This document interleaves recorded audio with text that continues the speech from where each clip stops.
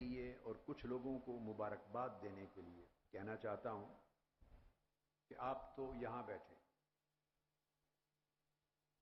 اس programme کو اور اس خطاب کو سننے کے لیے دنیا کے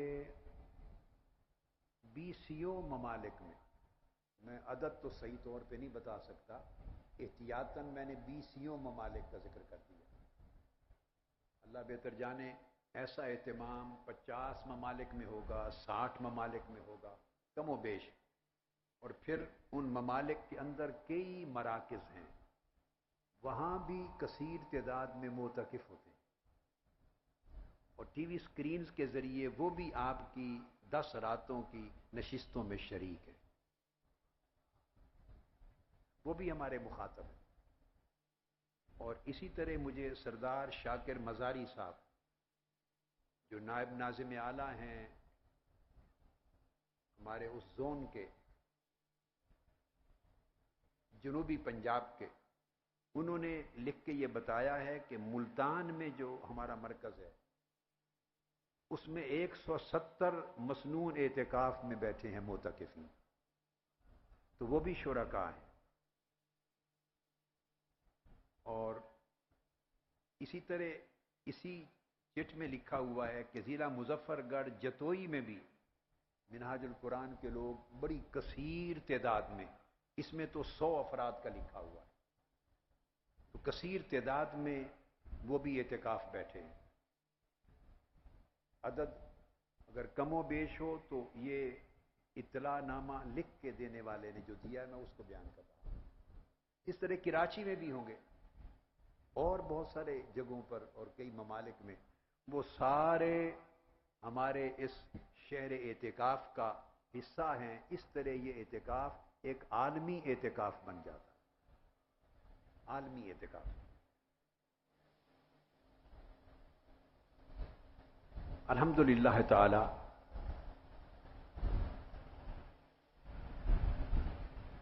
اس اعتکاف میں اس سال جیسا کہ میں نے آپ کو بتایا کہ ہماری 10 راتوں میں گفتگو کا عنوان اخلاق حسنہ رہے گا انشاءاللہ تعالی۔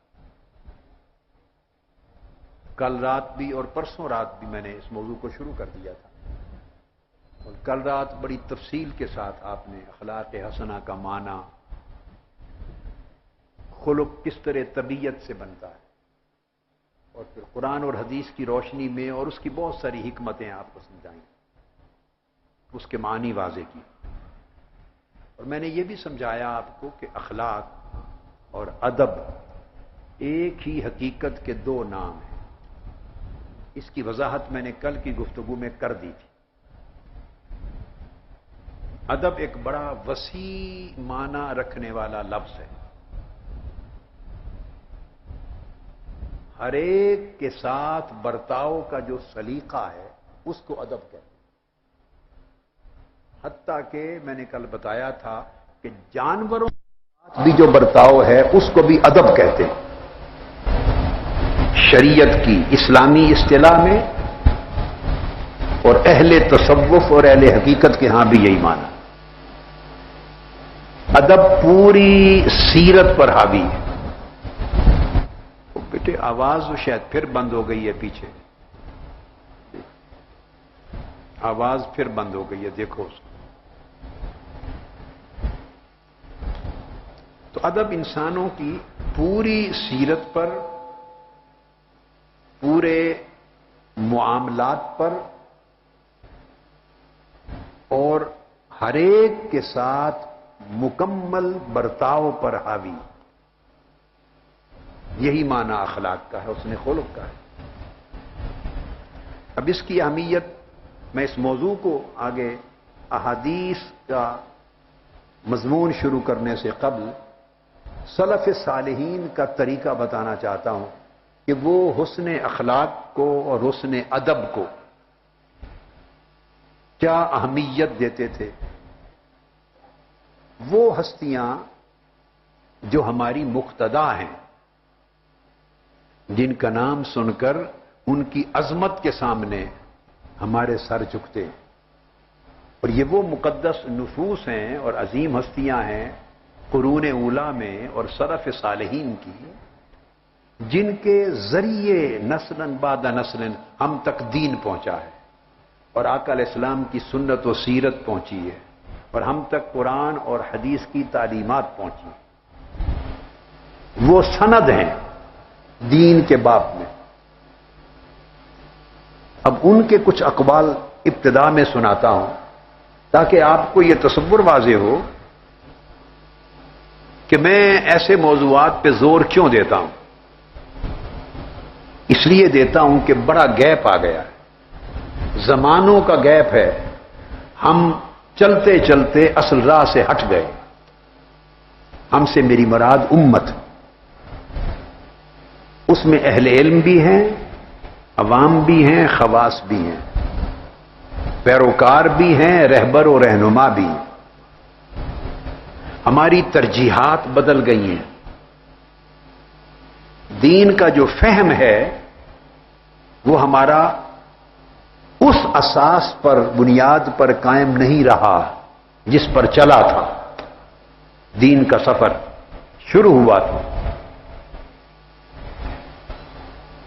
دیکھیے زمانہ جو گزرتا ہے تو حالات میں، اوقات میں، زمانوں میں تغیر آتے ہیں، نئے نئے حالات پیش آتے ہیں، حالات زندگیوں پر اثر انداز ہوتے ہیں، اور مختلف ملکوں میں مقامی تہذیب و ثقافت ہوتی ہے، مقامی حالات و واقعات ہوتے ہیں، وہ بھی انسانی فکر پر اثر انداز ہوتے ہیں۔ انسانی فکر انفرادی طور پر بھی اور اجتماعی طور پر بھی متاثر ہوتی ہے ان وقائع سے، واقعات سے، اور ان حالات سے اور ان حادثات سے، ان معروضی حقیقتوں سے متاثر ہوتی ہے انسانی فکر اور انسانی طبیعت، جن حالات سے وہ معاشرہ، وہ لوگ گزر رہے ہوتے ہیں۔ پھر جو حالات اثر انداز ہوتے ہیں ہمارے اوپر، اس زمانے میں انسان وہی بولی بولتا ہے، لوکل سچویشنز کو ایڈریس کرتا ہے۔ میں ایک فینومینن آپ کو سمجھا رہا ہوں کس طرح تبدیلی آتی۔ یہ 15 سالوں کی بات نہیں ہے، 15 صدیوں کی بات ہے۔ تجدید کیوں آقا علیہ السلام نے فرمایا کہ ہر 100 سال کے بعد میرے دین کی تجدید ہوگی؟ اگر یہ ایسے تغیرات نہ آئیں تو دین اسلام تو زندہ ہے قیامت تک، اس کی تجدید کی ضرورت کیوں پیش آئے؟ آقا علیہ السلام نے فرمایا ان اللہ لیبعث علی رأس کل 100 سنۃ من یجدد لہا دینہا۔ اللہ پاک نے فرمایا ہر صدی کے شروع میں میرے دین کی تجدید ہوگی، اور اس تجدید کا اثر اس پورے 100 سال تک پر حاوی ہوگا۔ اگلی صدی آئے گی، اس کے شروع میں یہ کام پھر اللہ کسی اور کو سونپ دے گا، پھر تجدید ہوگی میرے دین کی۔ انبیاء کی بعثت، انبیاء کا آنا بند کر دیا گیا آقا علیہ السلام کی بعثت کے بعد۔ اب آقا علیہ السلام کی امت کے اندر نبوت کے بدل کے طور پہ تجدید کے پروسیس کا اجرا کر دیا گیا۔ یہ تجدید کیوں ہوتی ہے؟ اس لیے کہ حالات کے ساتھ تبدیلیاں آ جاتی ہیں، افکار میں، اعمال میں، احوال میں، سوچوں میں، سوچ کے پیمانوں میں، فتووں میں۔ اسی سے واز بنتے ہیں، حالات سے متاثر ہو کر، حالات سے متاثر ہو کر تقریریں ہوتی ہیں، انہی سے متاثر ہو کر تحریریں ہوتی ہیں، کتابیں لکھی جاتی ہیں، ایک معاشرہ چل رہا ہوتا ہے، اور آپ اس معاشرے کے ساتھ ساتھ اس کو ایڈریس کر کے آگے بڑھ رہے ہوتے ہیں۔ علم بھی ان مراحل سے گزر رہا ہوتا ہے، واز اور تقریر بھی انہی مراحل سے گزر رہی ہوتی ہے، فکر اور تحقیق بھی انہی مراحل سے گزر رہی ہوتی ہے۔ اس لیے آپ مختلف صدیوں کو کھنگالیں تو کبھی آپ دیکھیں گے جس عالم کو اٹھائیں وہ قرآن کے مسئلے پر، خلق قرآن کہ مخلوق ہے یا غیر مخلوق، اس پر بولتا نظر آئے گا۔ کیوں؟ اس دور کا فتنہ یہ تھا، تو ہر ایک کی ضرورت تھی کہ اس کو ایڈریس کریں۔ کسی صدی میں چلے جائیں تو ایمان کی ماہیت پر گفتگو آپ کو ہر ایک سمت نظر آئے گی. کسی صدی میں چلے جائیں تو اور موضوعات ملیں گے، پھر اگلی صدیوں میں اور موضوعات ملیں گے. یہ جو موضوعات کا غلبہ آتا ہے علم پر، تحقیق پر، بیان پر، کلام پر، کتب میں، تصانیف میں، یہ ماحول کا اثر ہوتا ہے. اس وقت کے تقاضے ہوتے ہیں، اس وقت کے تغیرات ہوتے ہیں.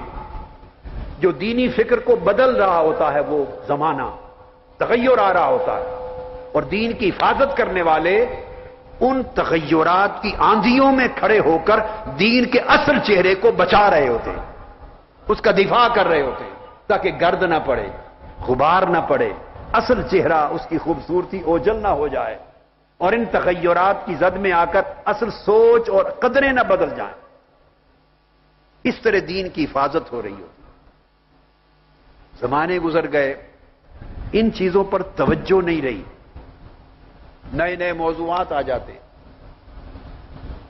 آپ دیکھیں نا کسی ملک میں سیاسی آندھی چل پڑے، سیاسی حالات کی، سیاسی معاملات کی، تو وہ ساری جو سیاسی حالات کی آندھی روحانی ذوق کو متاثر کر دیتی. روحانی ذوق اور روحانی یکسوئی وہ نہیں رہتی جو اس سے قبل ہوتی ہے. کبھی معاشی اقتصادی حالات اور اس کی پریشانیاں آ جاتی ہیں تو دوسرا علمی فکری ذوق نہیں رہتا.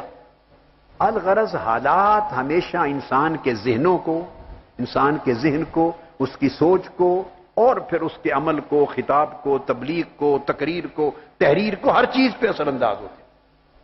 اور زمانہ اگر ساتھ ہی ساتھ اس کا ادراک کر کے دفاع نہ کیا جائے، نکھارا نہ جائے، اور بنیادی اساسی چیزوں پر زور دے دے کر پھر اجاگر نہ کیا جائے اور زمانہ گزر جائے تو گرد پڑتے پڑتے بالکل چہرہ بدل جاتا.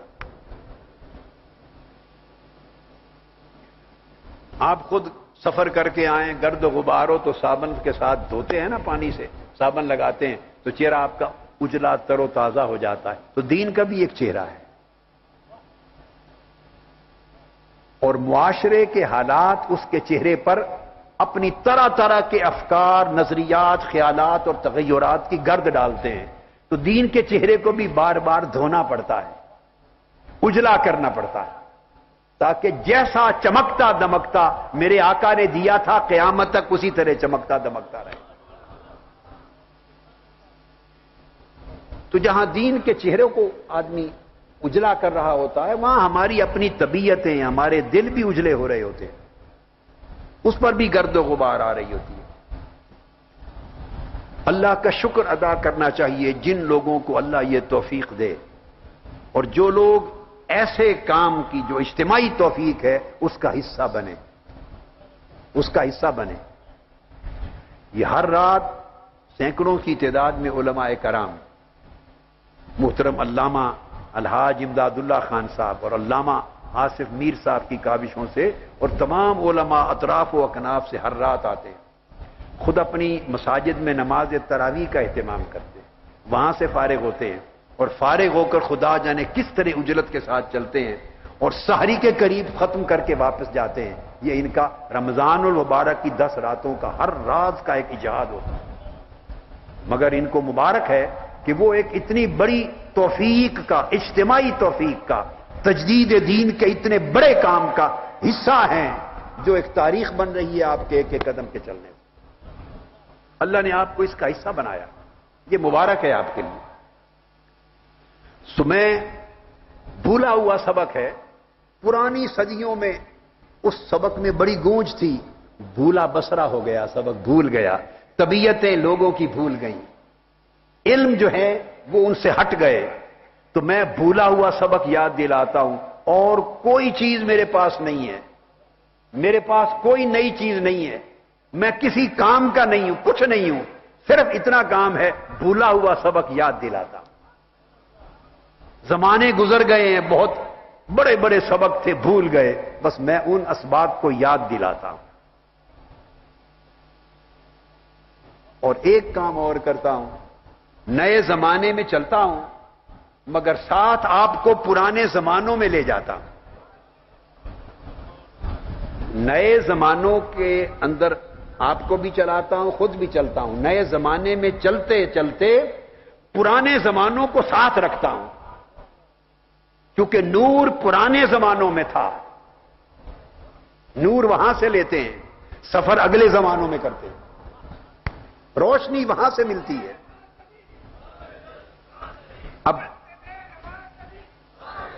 اب جو بتانا چاہتا ہوں، امام ابن سیرین کا یہ قول، جس کو خطیب بغدادی نے اپنی کتاب الجامع لاخلاق الراوی میں روایت کیا۔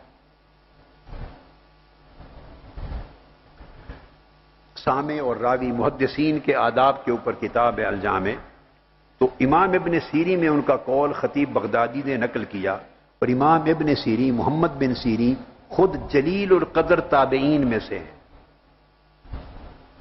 یہ بات بڑی اہم ہے، خود جلیل القدر تابعین میں سے ہیں،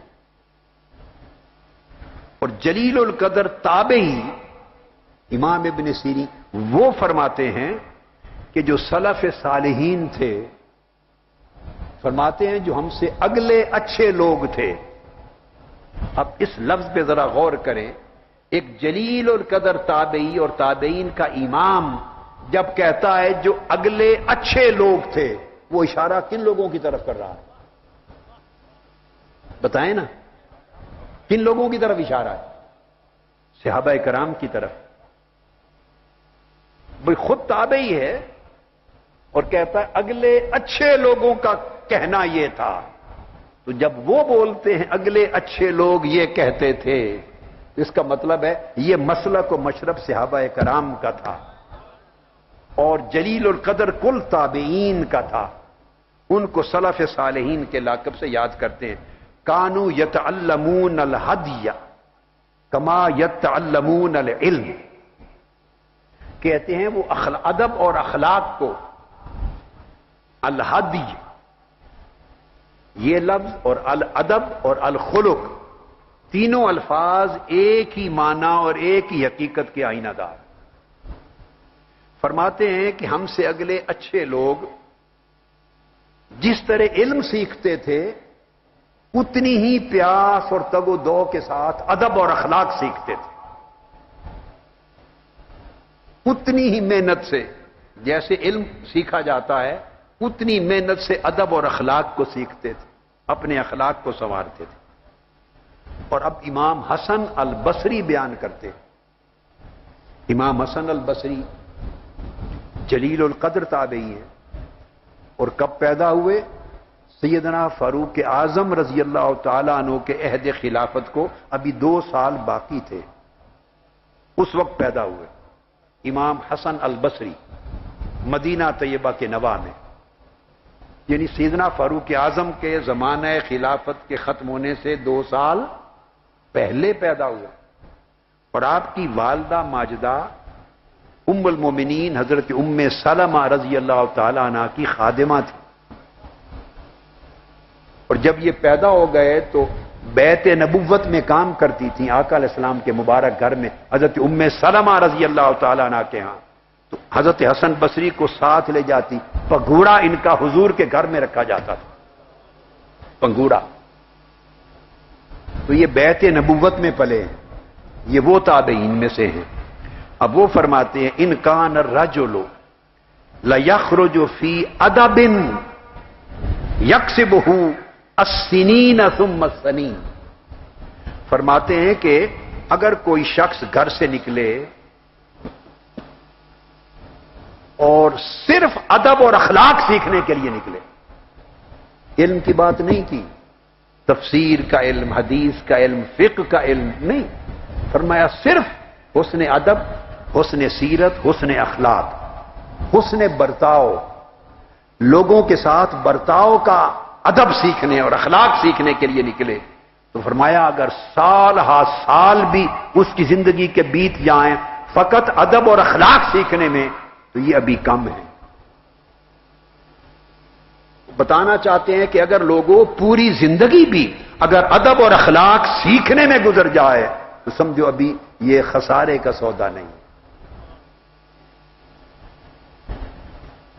امام حبیب بن شہید البصری وہ بیان کرتے ہیں، اپنے بیٹے سے کہا انہوں نے کہ میرے بیٹے، بڑے علماء، یہ بھی اتباع التابعین میں سے، فرمایا بڑے علماء، صلحاء، اولیاء، فقہاء، ان کی صحبت میں بیٹھا کر، اللہ والوں کی بڑوں کی صحبت میں بیٹھا کر اور ان سے سیکھ، وتعلم منہم وخذ من ادبہم، ان سے صرف علم ہی نہ سیکھ، ان سے ادب اور اخلاق بھی سیکھ۔ فإن ذلك أحب إلي من كثير من الحديث، اگر تم سفر کر کر کے بہت ساری احادیث کا علم جمع کر کے آ جاؤ تو اس سے زیادہ محبوب ہے مجھے کہ اخلاق سنوار کے آ جاؤ، تمہاری سیرت سنور جائے، تمہیں حسن ادب آ جائے، تمہارے اندر حسن اخلاق آ جائے۔ یہ بڑا کثیر علم جمع کرنے سے زیادہ قیمتی۔ یہ بھی بیان کرتے تابعین اور اولیاء، فرماتے لأن تعلم بابا من الادب بابا من الخلق احب الی من ان تتعلم 70 بابا من العلم۔ اگر تو ایک باب ادب اور اخلاق کا سیکھ لے، اچھے برتاؤ کا ایک باب، ایک چیپٹر سیکھ لے، تو فرمایا علم کے 70 ابواب سیکھنے سے زیادہ قیمت والی چیز۔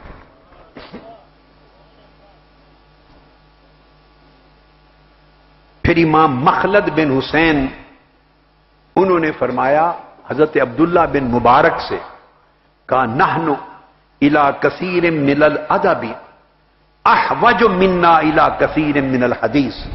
وہ دور حدیث کے علم کا تھا، فرمایا کہ ہمیں کثرت کے ساتھ حدیث کا علم، عام علم نہیں ہے، حدیث نبوی کا علم، فرمایا علم جمع کرنے سے زیادہ ہم محتاج ہیں ادب اور اخلاق سیکھنے کے۔ اگر ادب آ جائے تو علم کہاں رکھنا ہے کہاں نہیں رکھنا، علم کو کیسے استعمال کرنا ہے، وہ پھر اس کی ہمیں سمجھ آ جائے گی۔ یاد رکھ لیں، علم ہے جاننا، علم ہے، اور علم کا استعمال یہ ادب اور اخلاق۔ اگر آپ کے پاس ہتھیار کسی نے دے دیا، بندوق دے دی، کسی نے آپ کے ہاتھ میں بندوق تھما دی، یہ آپ کے پاس سمجھو اس کی مثال یہ ہے کہ علم آ گیا، علم آ گیا، اب آپ کو بندوق چلانا ہی نہیں آتی تو آپ چومتے پھریں، اس کو چاٹتے پھریں، کیا کریں گے؟ یعنی آپ کو چلانا ہی نہیں آتی تو اس کا کوئی فائدہ ہوا؟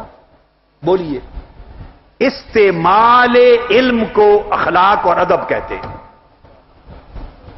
کہ جو علم حاصل ہوا قرآن سے اس کو استعمال کیسے کرنا ہے، جو علم حاصل ہوا حدیث نبوی سے اس کو زندگی میں، بولیے، استعمال کیسے کرنا ہے۔ اس علم کے استعمال کرنے کا سلیقہ آ جائے تو اس کو ادب اور اخلاق کہتے ہیں۔ امام شافعی رضی اللہ تعالیٰ عنہ نے فرمایا، کسی طالب علم نے پوچھا امام شافعی سے کہ آپ فرمائیے کیف شہوتک للادب۔ جب میں ادب کا لفظ پڑھتا ہوں تو ذہن میں رکھ لیں، ادب سے مراد خلق اور حسن سیرت، ادب سیرت ہے، ادب اخلاق ہے، ادب زندگی ہے، یہ ادب کا معنی۔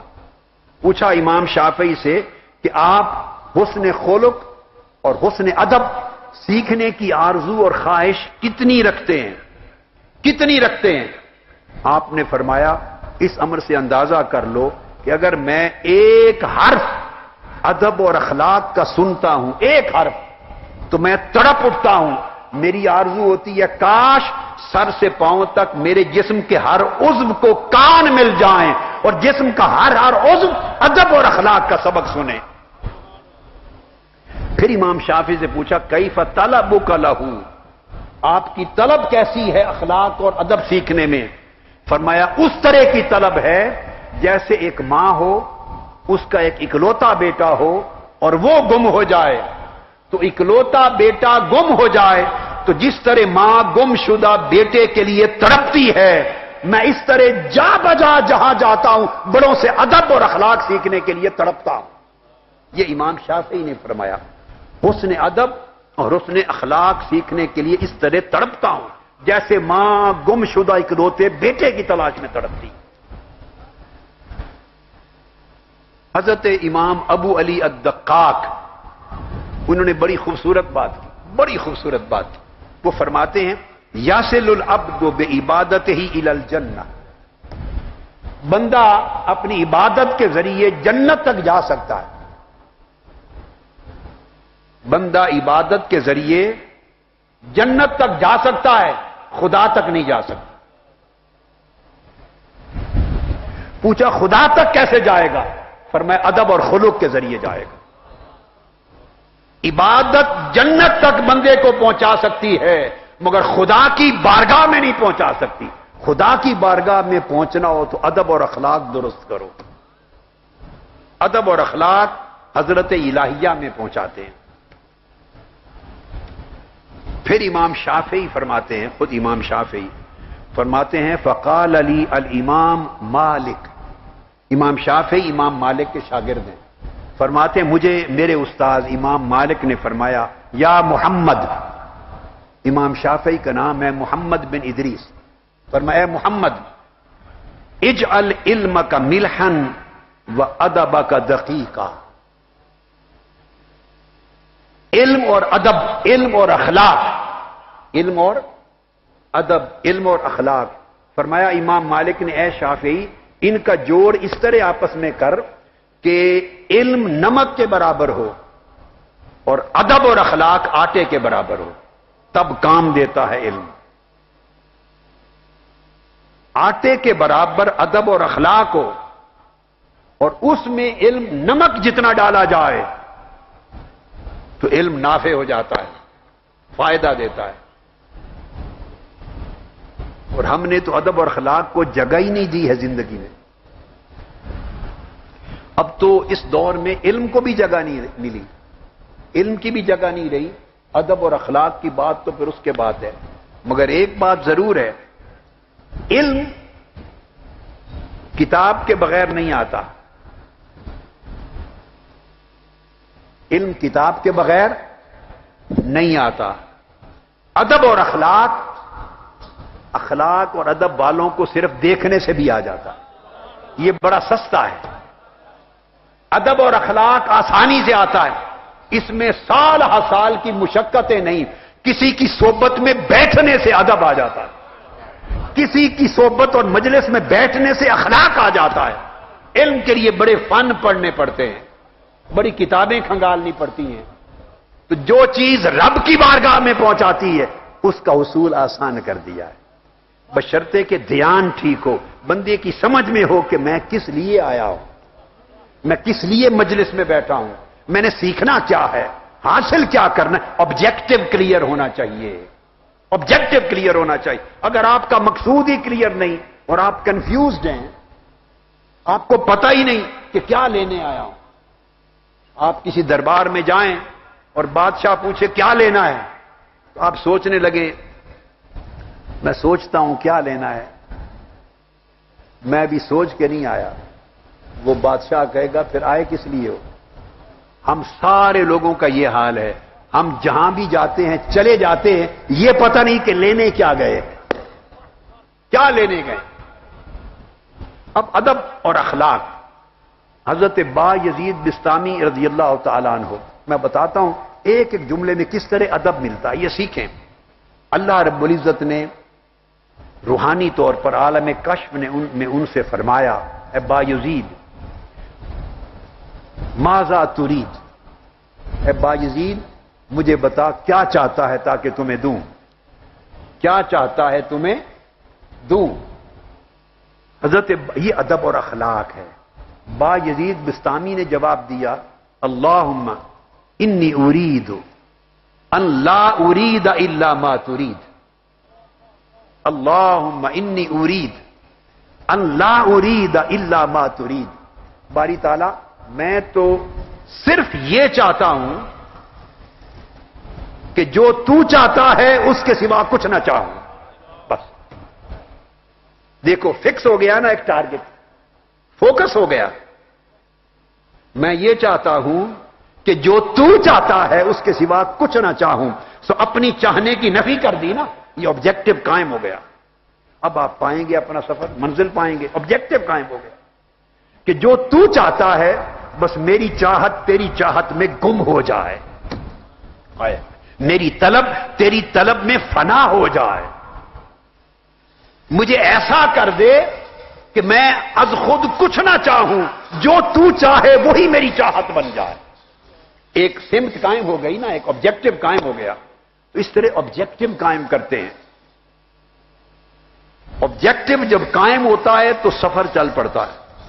ہم ایک لمحے کے لیے بات کو یہاں تک سمجھتے ہیں، ہنس لیتے ہیں، سرور لیتے ہیں، واہ واہ کرتے ہیں، بس اس کے بعد اندر نہیں اتارتے، اندر نہیں اتارتے. یہ گھوٹ ہے. اگر ایسے دیکھتے رہیں گے، واہ واہ کرتے رہیں گے، یہ بھی ایک بات ہے. پیاس تو اسی طرح رہے گی، اور اگر اس کو اس طرح پی لے، بسم اللہ الرحمن الرحیم، کیا ہوگا؟ پیاس بجھ جائے گی، من کو ٹھنڈک مل جائے گی. اس لیے صرف واہ واہ تک نہ رکھیں، اس کے گھونٹ کو، ادب اور اخلاق کے گھونٹ کو پی لے، من میں اتار لے. یہ نفع دے گا، سیراب کرے گا آپ کو. پھر حضرت عبد الرحمن بن قاسم، یہ بھی امام مالک کے شاگرد اور امام شافعی کے استاد بھائی ہیں.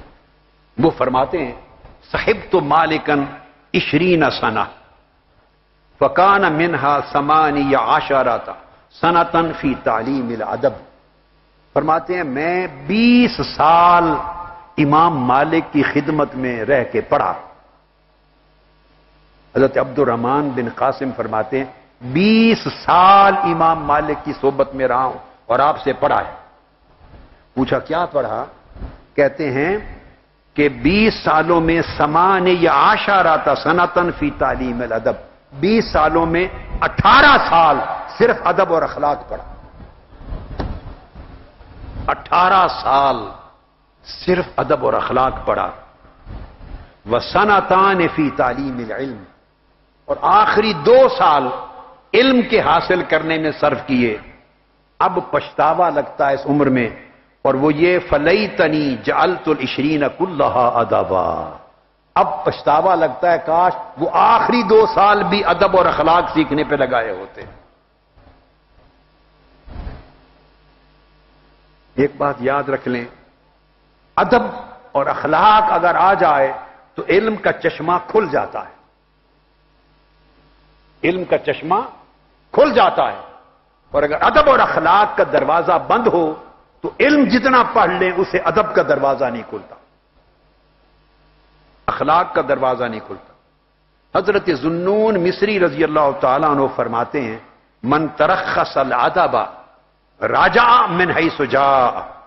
فرمایا جس شخص نے ادب کو نظر انداز کر دیا، ادب میں رخصت اختیار کر لی، ادب اور اخلاق میں رخصت اختیار کی، نظر انداز کر دیا، فرمایا اسے دھکے دے کے پلٹا دیا جاتا ہے. کہا جاتا ہے جاؤ جہاں سے آئے تھے وہیں چلے جاؤ.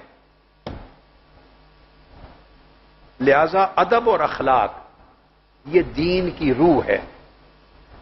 یہ میری ایک کتاب چھپ رہی ہے عربی میں، کوئی 5 کتابیں چھپ رہی ہیں تصوف میں عربی میں. میں نے پچھلے 5-7 سالوں میں لکھتا رہا ہوں 5 کتابیں عربی میں تصوف میں صرف. ان میں ایک کتاب ہے الرقائق والحقائق. کیا نام ہے؟ الرقائق والحقائق. یہ اس کا مقدمہ لکھا ہے. اس کے اندر میں نے کچھ اقوال جمع کیے ہیں جو آپ کو سنائے اپنی کتاب کے مقدمہ میں سے. اب آ جائیے اس امر کی طرف جو ہم نے کہا کہ حسن اخلاق اور حسن ادب ہے کیا.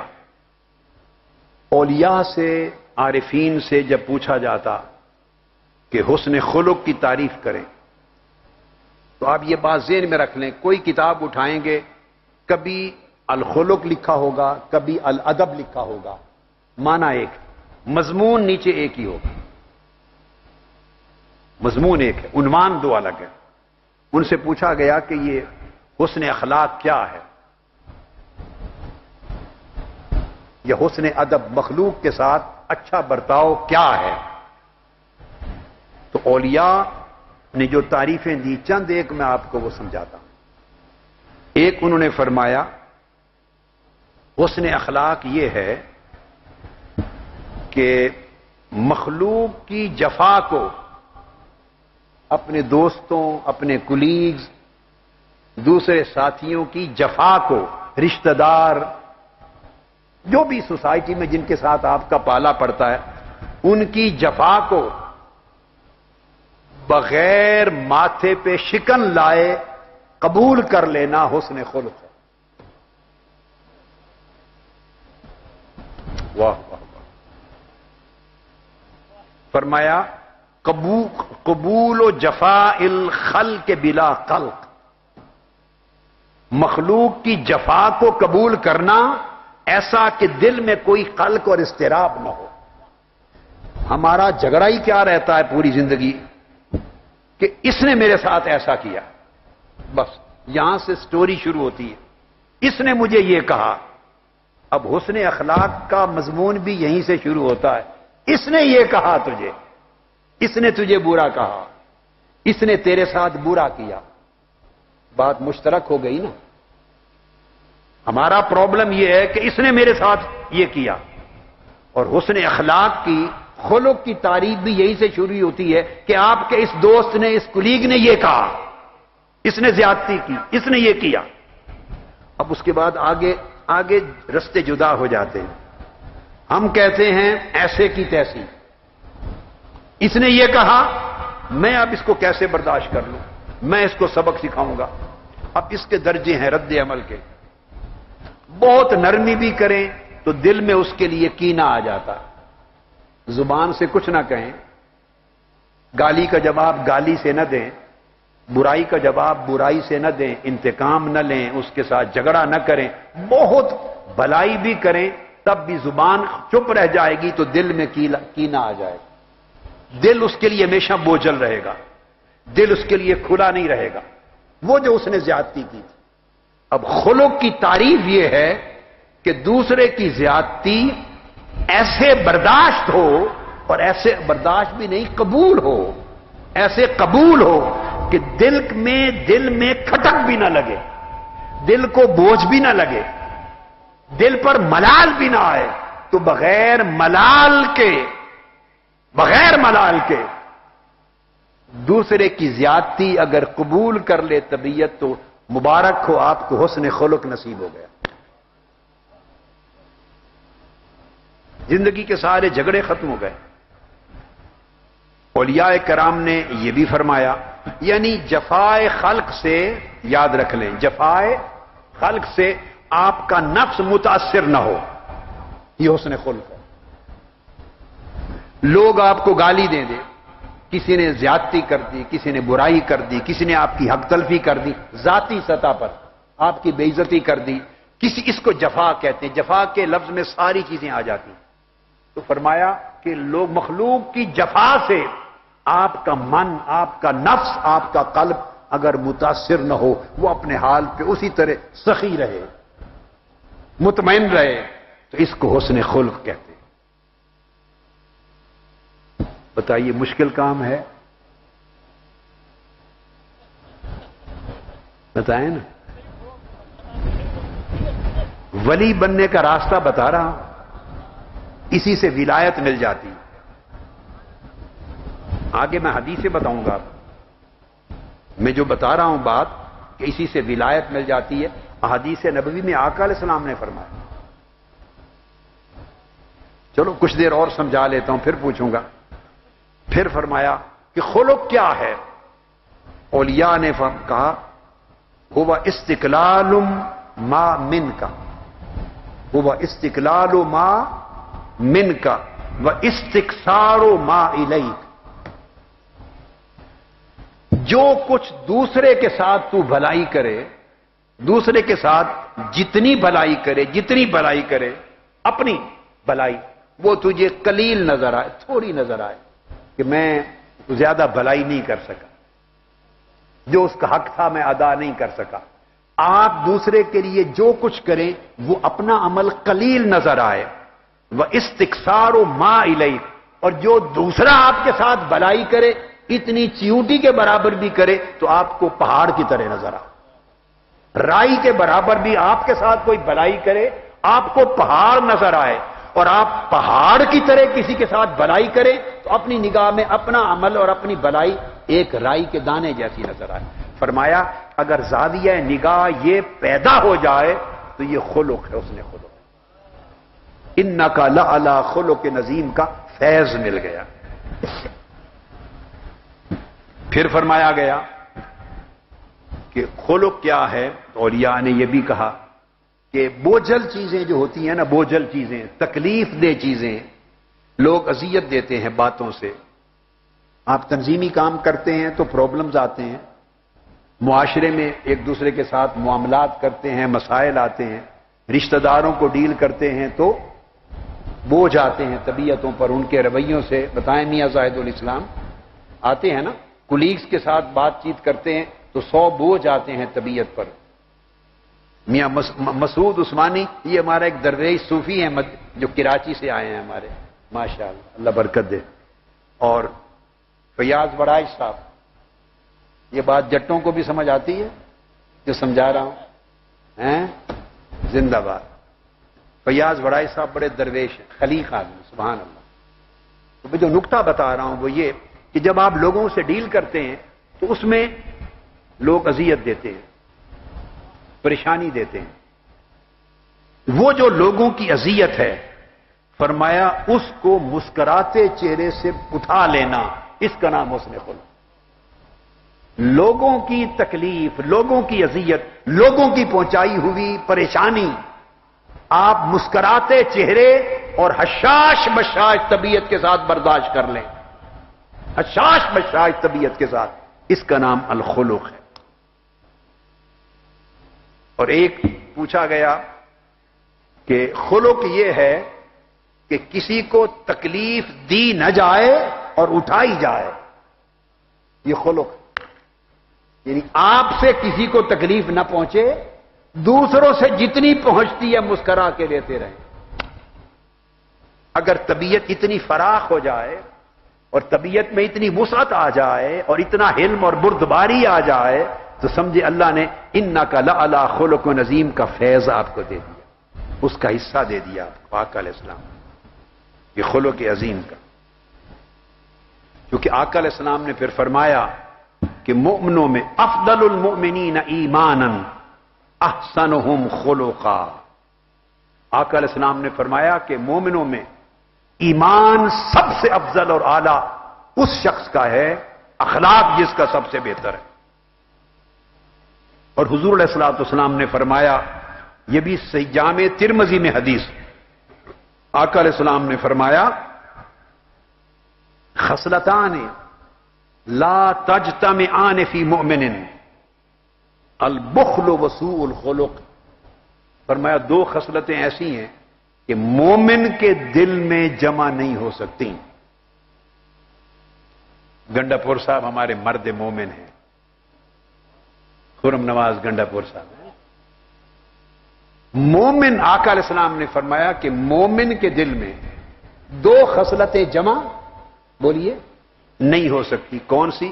ایک مومن کنجوس نہیں ہو سکتا، ایک مومن بد اخلاق نہیں ہو سکتا.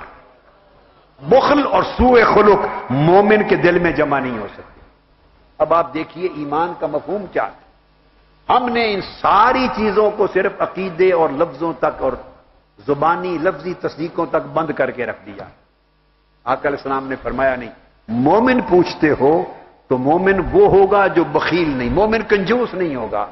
جسے کنجوس دیکھو اس کے مال میں کمی نہیں، اس کے ایمان میں کمی ہے. سخاوت اور کنجوسی مال سے نہیں ہے، سخاوت اور کنجوسی دل کے حال سے ہے. مال زیادہ ہو یا کم ہو، مال انباروں کی طرح ہوتا ہے، مگر دل سخی نہ ہو تو بندہ کسی کو کچھ دے نہیں سکتا. اور مومن اس کے پاس مال کم ہوتا ہے مگر دل سمندر ہوتا ہے، اپنا لقمہ بھی اٹھا کے اور کو دے دیتا ہے۔ مولا علی شیر خدا کے دروازے پر قرض لے کر روزے رکھتے ہیں، قرض لے کر سیدہ فاطمہ الزہرا، مولا علی شیر خدا قرض لے کر روزے رکھتے ہیں، نذر مانی ہے حسنین کریمین کی شفا یابی کی۔ افطار کا وقت آتا ہے، ایک دن ایک یتیم آتا ہے، خود پانی سے افطار کرتے ہیں، کھانا اٹھا کے اس کو دے دیتے ہیں۔ دوسرے دن مسکین آتا ہے، خود افطار پانی سے کر لیتے ہیں، اس کو اپنا افطار دے دیتے ہیں۔ تیسرے دن ایک قیدی آتا ہے، اور جب لفظ قیدی بول رہا ہوں یہ بھی نقطہ سمجھا دوں، مدینہ کا واقعہ ہے تو مسلمان تو قیدی ہو نہیں سکتا تھا۔ قیدی کون تھے؟ وہ جو غزوہ بدر میں قیدی ہو کے آئے تھے۔ جو قیدی تھے وہ کافر و مشرک تھے۔ یتیمم مسکینم و یتیمم و اسیرا، مسکین تو مومن ہو سکتا ہے اور یتیم بھی مسلمان ہو سکتا ہے، مگر تیسرے دن جو اسیر آیا قیدی وہ مسلمان نہیں ہو سکتا۔ کوئی مسلمان قیدی نہیں تھا، یہ میں آپ کو بڑے وثوق کے ساتھ کہہ رہا ہوں، کوئی مسلمان قیدی نہیں تھا۔ تو جب تیسرے دن قرآن کہتا ہے قیدی آیا، وہ قیدی کون تھا؟ وہ غزوہ بدر کے جو قیدی آئے تھے۔ کافر و مشرک سوال کرتا ہے، پانی سے افطار کر کے روٹی اٹھا کے اسے دے دیتے ہیں۔ تو لوگوں، سخاوت یہ مال میں نہیں ہے، سخاوت دلوں کے حال میں ہے۔ دل سخی ہو تو غریب بھی بڑا غریب پرور ہے، اور دل کنجوس ہو تو مال و دولت کے انبار لگے ہوں تو کوئی کسی کا کچھ نہیں کرتا۔ تو دل کا حال بدلنا ہے، نفوس کو سخی کرنا ہے۔ اس لیے فرمایا مومن کنجوس نہیں ہو سکتا اور مومن بد خلق نہیں ہو سکتا، بد زبان نہیں ہو سکتا، بد اخلاق نہیں ہو سکتا۔ اور حضرت ذوالنون مصری نے ایک اور بات بڑی پیاری کہی۔ حضرت ذوالنون مصری کا نام تو سنتے ہیں نا؟ انہوں نے کہا اکثر الناس ہمن اسوأہم خلقا، جن لوگوں کو اپنی فکر بہت پڑی رہتی ہے نا، ہر وقت 24 گھنٹے اپنے مسائل کے گرداب میں جو لوگ پھنسے ہوئے ہوں، میرا یہ ہو گیا، میرا یہ نہیں ہوا، میرا یہ مسئلہ، میری یہ پریشانی، میرے گھر کا یہ مسئلہ، میرے بچوں کا یہ مسئلہ، میری صحت خراب ہے، میری بیوی بیمار، میرے کاروبار میں جس کو 24 گھنٹے حضرت ذوالنون مصری فرماتے ہیں جس کو اپنے غم زیادہ ہوں وہ شخص کبھی اچھے اخلاق والا نہیں ہوگا۔ جو 24 گھنٹے اپنے غموں میں اور اپنے فکروں میں پڑا رہے وہ دوسرے کا فکر نہیں کر سکتا۔ تو اولیاء سے پوچھا کہ دوسرے کا فکر کون کرے گا؟ فرمایا جو اپنی ذات کی نفع نقصان سے بے فکر ہو جائے گا۔ دوسرے کا فکر کون کرے گا؟ فرمایا جسے اپنا فکر نہ رہے، جسے اپنا غم نہ رہے وہ پھر دوسرے کے غم کا سوچتا ہے، اس کو دوسرے کا فکر نظر آتا ہے۔ اگر آپ اپنے فکروں میں پڑے رہیں تو اندھے ہو جاتے ہیں، دوسرے کے فکر اور غم نظر ہی نہیں آتے۔ تو فرمایا جو لوگ ہر وقت اپنے غم و اندوہ میں اور اپنے دندوں میں اور اپنی پریشانیوں میں 24 گھنٹے الجھا رہے، اس کا ذہن کسی اور کے غم اور کسی اور کی بلائی کی سوچنے کے قابل ہی نہیں رہتا۔ ایک تعریف اور کی گئی، اولیاء کرام نے کہا، کسی پوچھا حسن خلق کی تعریف کرنے، انہوں نے کہا عملی تعریف بتاتے ہیں، عملی اولیاء نے بتایا۔ فرمایا حسن خلق اگر کسی کا دیکھنا ہو تو یہ ہو کہ جس انسان کو یہ پرواہ نہ ہو اور اس کو کوئی پریشانی نہ ہو کہ نماز کی صف میں میرے ساتھ کندھا ملا کے دائیں طرف کون کھڑا ہے، بائیں طرف کون کھڑا ہے۔ یہ اشارہ کس طرف ہے؟ بعض اوقات لوگوں سے دشمنی ہوتی ہے، لوگوں کے ساتھ ایک کینہ اور بغض ہوتا ہے، عداوت ہوتی ہے، این نماز کا وقت ہوا وہ آ کے آپ کے ساتھ دائیں طرف کندھا لگا کے کھڑا ہو گیا۔ ایک اور کے ساتھ دشمنی ہے، وہ بھاتا ہی نہیں، پنجابی میں لفظ بولتے ہیں نا بھی وہ بھاتا ہی نہیں، کیا بولتے ہیں آپ لفظ؟ جی چنگا ہی نہیں لگتا، یعنی باندھا ہی نہیں، اڑباندھا کہتے ہیں۔ جس کو آپ اڑباندھا کہتے ہیں، جو اچھا ہی نہیں لگتا، آپ دیکھنا ہی نہیں چاہتے، وہ آدمی ایک دائیں طرف اور ایک بائیں طرف صف پر ایک ہی صف میں آپ کے ساتھ نماز پہ کھڑا ہے، آپ کو پوری نماز میں بھی سکون نہیں ملے گا، آپ کا دھیان ادھر ہی لگا رہے گا، راحت ہی نہیں ملے گی۔ فرمایا اگر کسی کے دشمن جو بالکل اسے پسند نہ تھے وہ بھی اس کے ساتھ کھڑے ہوں اور اس کو پھر بھی فکر نہ ہو اور اس کی یکسوئی متاثر نہ ہو تو سمجھے اس کو اخلاق کا کچھ حصہ ملا۔ اور دوسری چیز فرمایا، کوئی مجلس میں بیٹھے اور یہ نہ دیکھے کہ مجھ سے کمتر اونچی جگہ پر بیٹھا ہے، مجھ سے کمتر سٹیج پر بیٹھا ہے، میں زمین پہ بیٹھا ہوں اور فلاں کرسی پہ بیٹھا ہے، جسے یہ نظر آنا بند ہو جائے سمجھو اس کے اچھے اخلاق کی کچھ خیرات ملی ہے۔ نہ وہ یہ دیکھے کہ میں کہاں بیٹھا ہوں اور کون کہاں بیٹھا ہے، نہ یہ بیٹھنا دیکھے نہ کھڑا ہونا دیکھے، ہمیشہ خود کو سب سے حقیر جانے، خود کو سب سے نیچے جانے۔ فرمایا کہ اگر یہ کیفیت ہو تو سمجھیں اس کو اچھے اخلاق کی کچھ خیرات ملی۔ ایک اور تعریف کی گئی اولیاء، یہ سب وہ تعریفیں جو اولیاء نے کی ہیں، عرفاء نے، عارفین نے کی ہیں، خلق کی۔ فرمایا کہ برا خلق، کسی نے پوچھا کہ برے اخلاق کیا ہیں، سوء خلق کیا ہے، انہوں نے کہا وقوع البصر علی سوء خلق الغیر، دوسرے کی بد اخلاقی اگر آپ کو نظر آئے تو سمجھیں آپ بد اخلاق ہیں۔ جس شخص کو دوسرے کی بد اخلاقی نظر آئے وہ خود اس کو یہ اس کی پہچان ہے کہ یہ بد اخلاق ہے۔ بد اخلاق ہوگا تو دوسرے کی بد خلقی نظر آئے گی، اور جو خود حسن خلق کا مالک ہو جاتا ہے، خوش اخلاق ہو جاتا ہے، اسے دوسرے کی بد خلقی نظر ہی نہیں آتی۔ جس کی نگاہ میں اپنے عیب آ جاتے ہیں اس کو دوسرے کے عیب نظر ہی نہیں آتے۔ یہ فرق ہے۔ امام محاسبی نے فرمایا، محاسبی حارث بن اسد المحاسبی، یہ وہ امام ہیں کہ کبھی کبھی ان کے گھر مجلس ہوتی، رات کو حلقہ ہوتا۔ ایک دن امام احمد بن حنبل نے کہا، ان کے ایک طالب علم سے، مرید سے، شاگرد سے کہا کہ چپکے سے انہیں بتائے بغیر مجھے ان کے ایک کمرے میں لائٹ بند کر کے بٹھا دو، میں ان کی باتیں سننا چاہتا ہوں۔ تو امام احمد بن حنبل ان کی باتیں سننے گئے، اور اس رات جب ان کی گفتگو سنی، گفتگو انہی موضوعات پہ ہوتی، امام احمد بن حنبل بے ہوش ہو گئے۔ یہ وہ لوگ ہیں، وہ چلی گئی۔ فرمایا وہ کیا؟ حسن الوجہ ماسیانہ، تین چیزیں پہلوں کا شیوا ہوا کرتے تھے، اب آنکھیں ان کو یکجا دیکھنے میں ترستی ہیں۔ اللہ اکبر۔ پھر اولیاء اور عرفاء فرماتے ہیں التصوف خلق، صوفیاء کا نام سنتے ہیں، تصوف کا نام سنتے ہیں نا آپ۔ کسی نے پوچھا تصوف کیا ہے؟ بہت سارے اولیاء عرفاء نے کہا تصوف سارا اخلاق کا نام ہے۔ تصوف تسبیح، ذکر، اذکار، وظائف کا نام نہیں ہے، یہ تو الگ سب اسباق ہیں۔ تصوف فرمایا خلق ہے، سراسر خلق ہے۔ فمن زاد علیک فی الخلق زاد علیک فی التصوف، جس شخص کے اخلاق آپ سے بہتر ہو گئے سمجھو وہ تصوف میں آپ سے آگے نکل گیا۔ تصوف خلق ہے۔ یہ اقوال بیان کیے۔ اب حضرت ابراہیم بن ادہم رضی اللہ تعالی عنہ، ان کا ایک دلچسپ جواب ہے ایک سوال پر۔ ان کے ایک شاگرد نے ان سے پوچھا هل فرحت فی الدنیا قط، اے حضرت ابراہیم بن ادم، کیا آپ اس دنیا کی زندگی میں کسی دن خوش بھی ہوئے ہیں؟ بڑے خوش ہوئے ہوں، وہ کوئی دن بتائیں جس دن آپ کو بڑی خوشی ہوئی ہو۔ فرمایا نعم مرتین، دو دن ایسے آئے ہیں ان دو دنوں میں بڑی خوشی اور بڑی فرحت ملی۔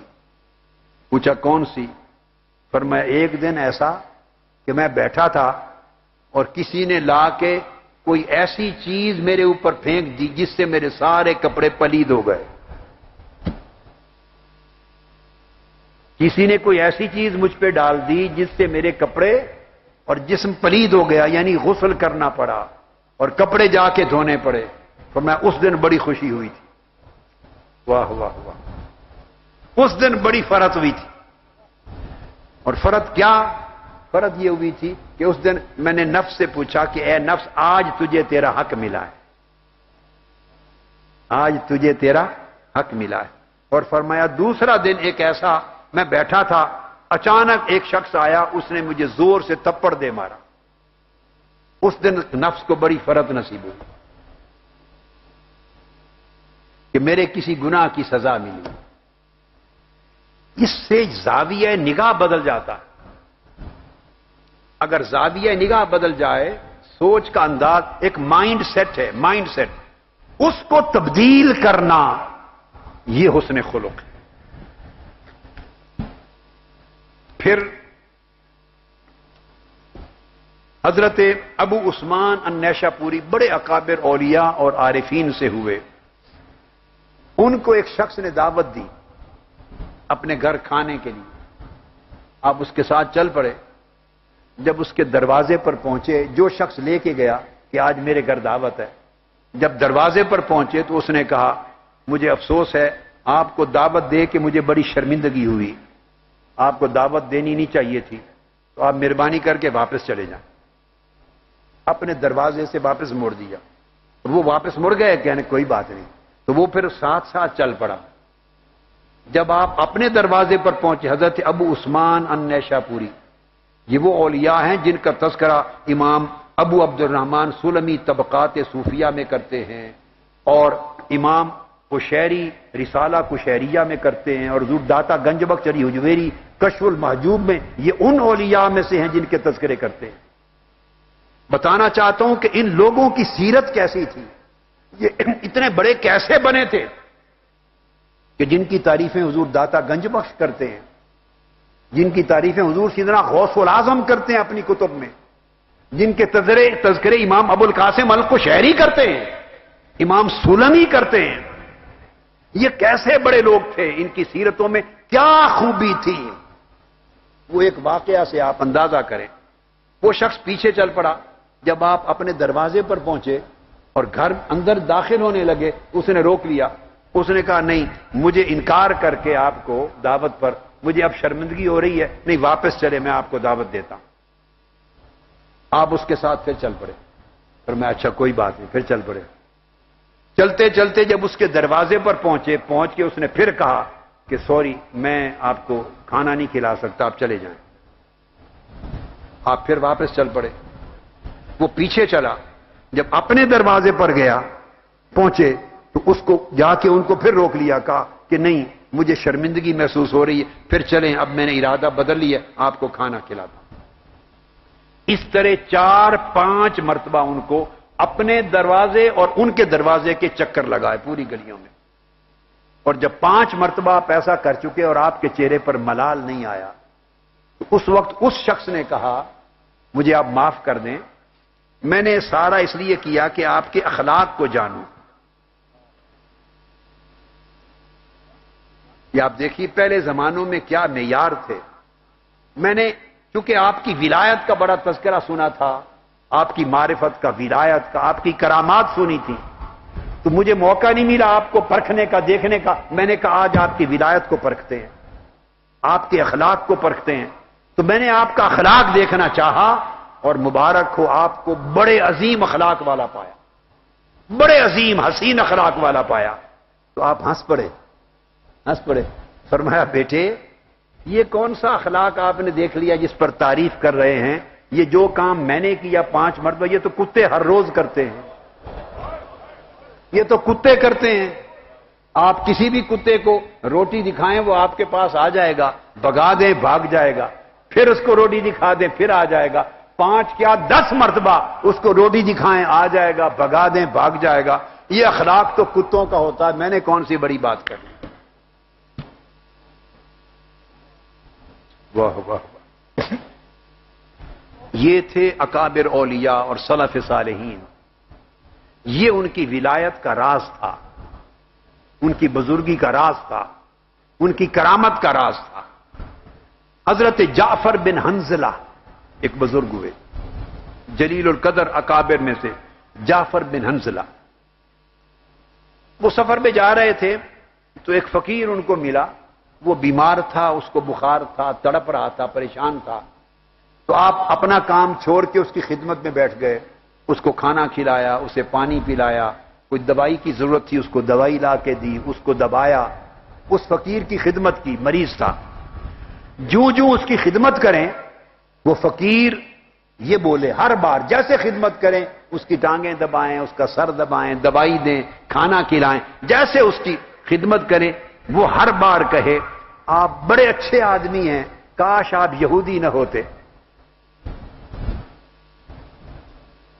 ہر لمحہ جیسے جیسے خدمت کریں وہ کہے آپ بڑے اچھے آدمی ہیں، کتنی خدمت کر رہے ہیں میری، بڑے اچھے آدمی ہیں، کاش آپ یہودی نہ ہوتے۔ آپ سن کے چپ رہے، اولیاء میں سے ہیں یہ، اولیاء اور کاملین میں سے ہیں، پھر خدمت کریں، پھر وہ بولے کہ بہت اچھے آدمی ہیں، کاش آپ یہودی نہ ہوتے۔ تو اس صحت یابی تک روز یہی کہتا رہا۔ آپ نے اس کو ایک دن اتنا بھی نہیں بتایا کہ میں مسلمان ہوں، یہودی نہیں ہوں، یہ بھی نہیں کہا۔ اس کی خدمت کرتے رہے اور سنتے رہے، اور آخر میں جب ہو گیا بہتر تو اس کو صرف یہ کہا اچھا میں آپ کی شفا کے لیے دعا کرتا ہوں، آپ میری ہدایت کے لیے دعا کریں۔ واہ واہ، جب فقیر شفا یاب ہو گیا تو کہنے لگے میں آپ کی شفا کے لیے دعا کرتا ہوں، اللہ آپ کو صحت دے، آپ میرے لیے ہدایت کی دعا کر دیں، اور رخصت ہو گئے اور اس کو اپنا تعارف ہی نہیں کرایا کہ میں کون ہوں۔ ہمیں کوئی کہہ کے دیکھے کوئی، یہ کیا ہے؟ یہ نفی ذات ہے، اپنی ذات کی نفی کر دینا، اپنا آپ منوانا ہی نہیں کسی سے، یہ حسن خلق ہے، اپنا آپ منوانا ہی نہیں ہے، میں کون ہوں بس اس کو نکال دینا اپنی زندگی سے، میرا مرتبہ کیا ہے اس کو خارج کر دینا اپنی زندگی سے، یہ ہے بنیادی شرط حسن خلق کی۔ اپنی ذات کے لیے بھی زاویہ نگاہ بدل جاتا ہے، اور دوسروں کے ساتھ جو رشتہ ہے، تعلق ہے، بیہیویئر ہے، اس میں بھی زاویہ نگاہ بدل جاتا ہے۔ اب جتنی باتیں میں نے کہیں ایک قرآن مجید کی آیت کریمہ پہ توجہ کریں، سورہ فصلت کی آیت نمبر 34۔ اب آپ کو اس آیت کا جو معنی ہے بلکہ معنویت ہے وہ سمجھ آ جائے گی، روح کیا ہے اس میں، میسج کیا ہے۔ فرمایا وَلَا تَسْتَوِي الْحَسَنَةُ وَلَا السَّيِّئَةُ، بھلائی اور برائی کبھی ایک جیسی نہیں ہو سکتی، ادفع باللتی ہی احسن، اے بندے اگر تیرے ساتھ کوئی برائی کرے تو تو نے برائی کا جواب ہر صورت بھلائی سے ہی دیتے رہنا ہے۔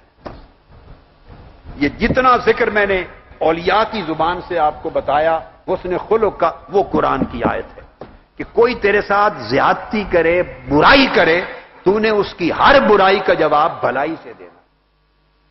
کیوں کہ برائی اور بھلائی کبھی ایک جیسی نہیں ہوتی، اگر وہ برائی کرتا ہے اس کا نصیب ہے، اس کی برائی تجھے اپنی بھلائی کے درجے سے نہ ہٹائے، کہیں تو بھلائی سے محروم نہ ہو جائے اس کی برائی میں رد عمل میں آ کر، وہ تیرے حال کو نہ بدل دے، تو اپنے حال پہ قائم رہ۔ اب آقا علیہ الصلوۃ والسلام نے فرمایا، حضرت عبداللہ بن عمر رضی اللہ تعالیٰ عنہ حدیث کے راوی ہیں، ارشاد فرمایا، حدیث متفق علیہ، آقا علیہ السلام نے فرمایا ان من خیارکم احسنکم اخلاقا، صحابہ کرام سے کہہ رہے ہیں آقا، ان میں ابو بکر صدیق بھی بیٹھے ہیں، عمر فاروق بھی، عثمان غنی بھی، علی شیر خدا بھی، سب جلیل القدر صحابہ کی مجلس ہے، ان سے کہہ رہے ہیں کہ اے میرے صحابہ، تم میں سب سے بہتر لوگ وہ ہیں جن کے اخلاق سب سے اعلیٰ۔ آقا علیہ السلام نے کبھی میری زندگی میں نے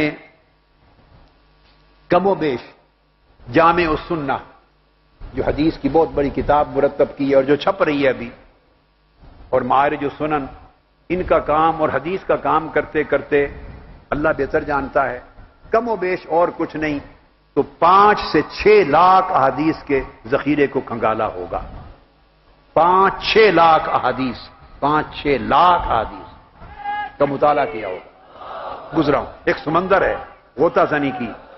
میں یہ بات اس لیے کہی تحدیث نعمت کے طور پہ تاکہ اگلا جملہ کہہ سکوں. 5-6 لاکھ احادیث کا خزانہ ذخیرہ کھنگال کر میری یاداشت میں یوں آ رہا ہے، مجھے یاد نہیں ہے آقا علیہ السلام کی ان 5-6 لاکھ احادیث کے مطالعے کے بعد کبھی میری نظر سے ایک حدیث ایسی گزری ہو جس میں آقا علیہ السلام نے یہ فرمایا ہو زندگی میں آیات طیبہ میں کہ تم میں سب سے اعلیٰ ایمان میں وہ ہے جس کی نمازیں سب سے اچھی ہوں، سب سے اعلیٰ ایمان میں وہ ہے جس کے روزے سب سے اچھے ہوں، سب سے اعلیٰ ایمان میں وہ ہے جس نے حج سب سے زیادہ کی ہو، سب سے زیادہ ایمان میں وہ ہے جس کی زکوٰۃ سب سے اچھی ہو، جو تسبیح استغفار اور کلمہ سب سے زیادہ پڑھتا ہو. عبادات میں سے کسی ایک عبادت کا نام لے کر اس کو مومنین میں سب سے اعلیٰ قرار دینا میری نظر سے کوئی حدیث نہیں گزری. اور اس کے برعکس درجنوں احادیث آقا علیہ السلام کے فرمودات درجنوں ایسے گزرے ہیں جن کا مضمون یہ ہے جو میں نے حدیث بتائی. آقا علیہ السلام نے فرمایا تم میں سب سے بہتر ایمان میں وہ ہے، تم میں سے بہتر شخص وہ ہے، تم میں سے اعلیٰ کردار والا شخص یہ ہے، تم میں سے احسن شخص وہ ہے، تم میں سے افضل شخص وہ ہے جس کے اخلاق سب سے بہتر. اور یہ متفق علیہ حدیث ہے بخاری اور مسلم.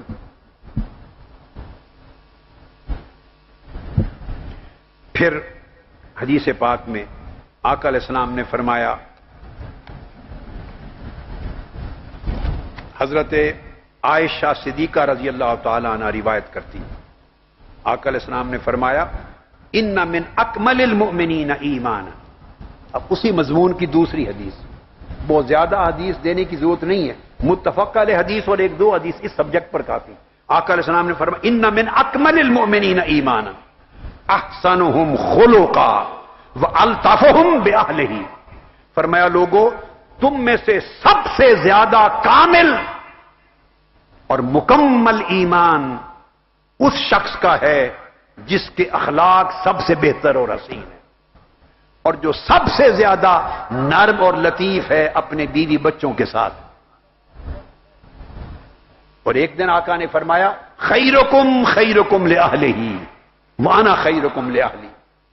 تم میں سب سے بہتر شخص وہ ہے جو بیوی بچوں کے ساتھ جس کا برتاؤ بڑا رحیمانہ، بڑا کریمانہ، بڑا لطیفانہ ہے، بڑا پیارا ہے. اور پھر فرمایا میرا برتاؤ اپنے بیوی بچوں کے ساتھ سب سے اعلیٰ. اس سے بہتر برتاؤ کیا ہو کہ مدینہ پاک کی گلیوں میں امت ہے، صحابہ کرام امتی ہیں، امتیوں کے سامنے حسن حسین کو کندھوں پر اٹھا کر گلیوں میں نکل جائے. اس سے زیادہ شفقت کیا ہوگی میرے آقا کی. یہ کام ہم نہیں کرتے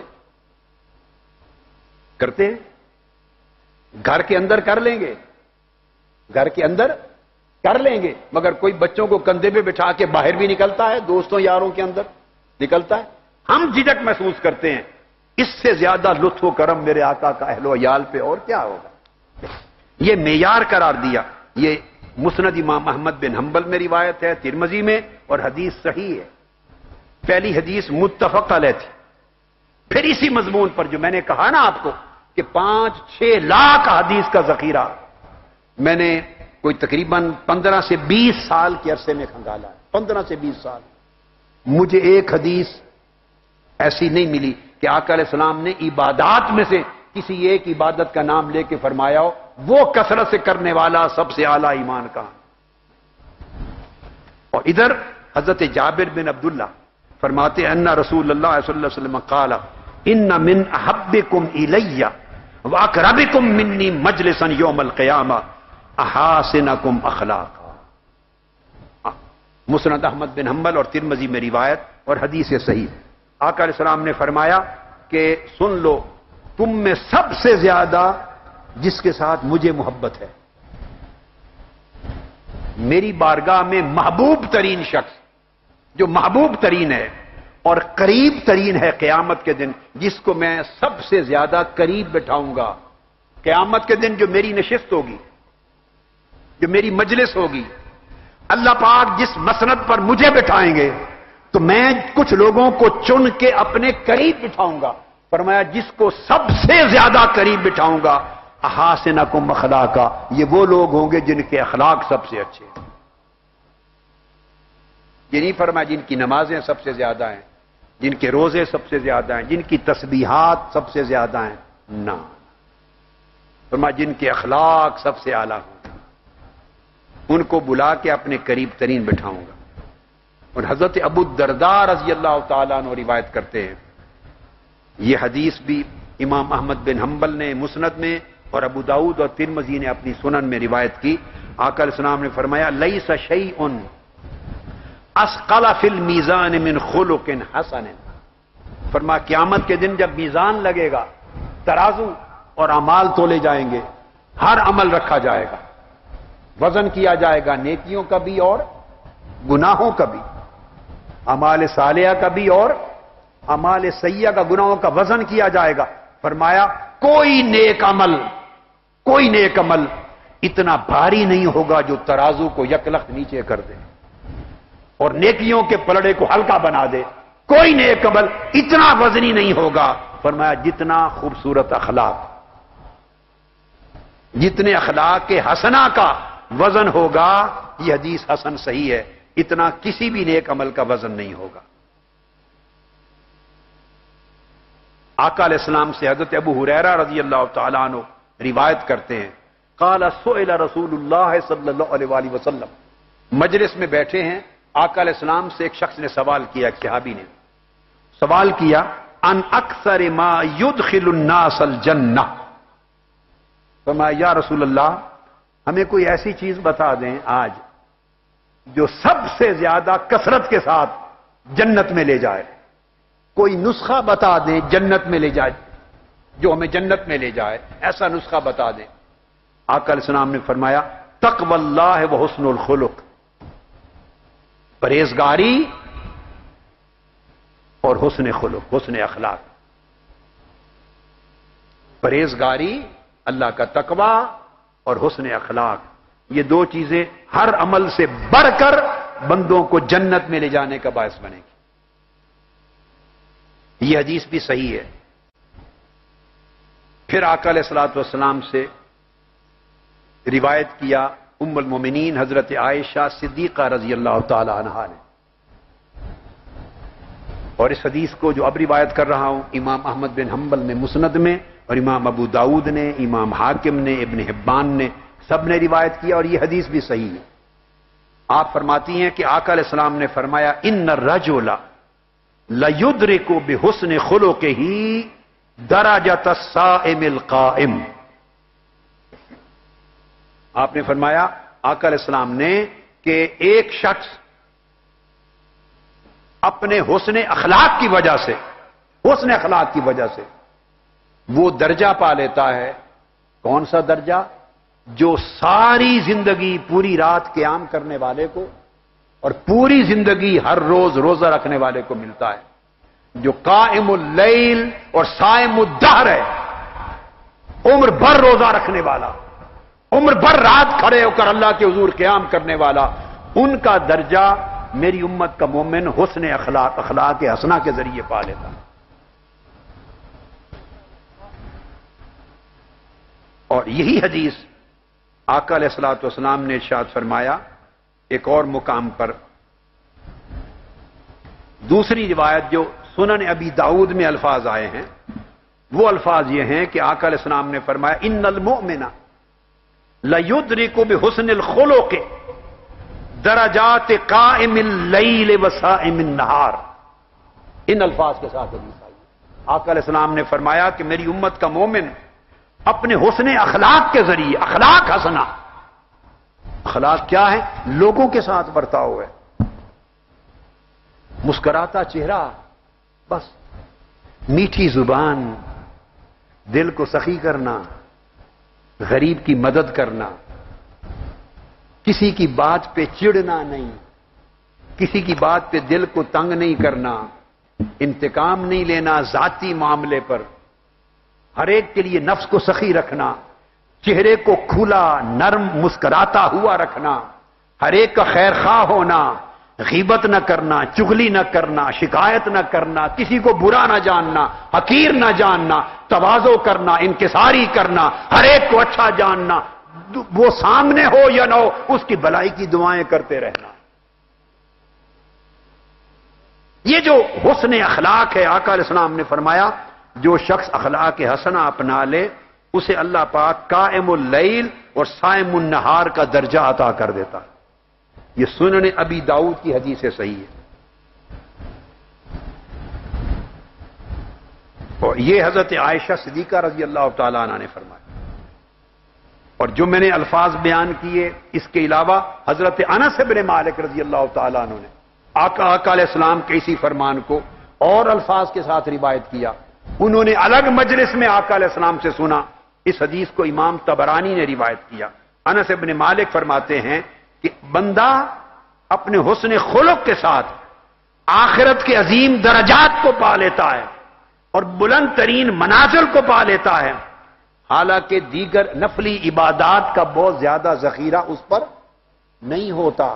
نفلی عبادات کا زیادہ ذخیرہ نہیں ہوتا، وہ کم ہونے کے باوجود اللہ پاک بڑے بڑے اعلیٰ رتبے اور منازل اچھے اخلاق رکھنے والوں کو عطا کر دے گا۔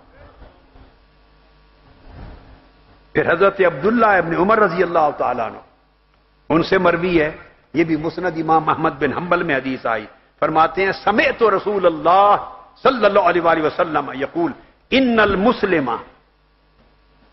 لیدرک درجۃ الصوام القوام بآیات اللہ بحسن خلقہ وکرم طبیعتہ۔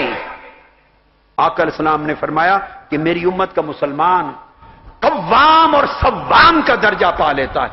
قوام کہتے ہیں وہ شخص جس کا رات کا قیام، نماز تہجد اور رات کا قیام عمر بھر کبھی چھوٹے ہی نہ، اور صوام وہ شخص جس کا زندگی بھر کبھی روزہ نہ چھوٹے۔